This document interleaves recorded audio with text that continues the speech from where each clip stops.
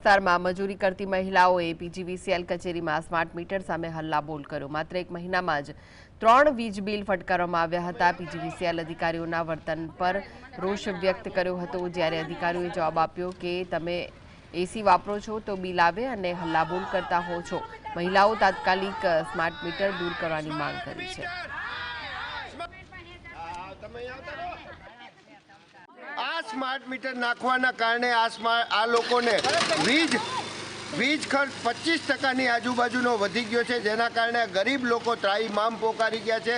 રોજનું કમાઈને રોજનું ખાનાર માણસોને હવે બાળકો માટે જે સ્કૂલ ફી ભરવાના પૈસા છે, રિક્ષાના, ખાધા ખોરાકીના, અનાજના પૈસા હવે વીજ કંપની લઈ જાય છે। તેના કારણે આ તમામ ગરીબ મહિલાઓ પરિવારો ત્રાહિમામ પોકારી ગયા છે।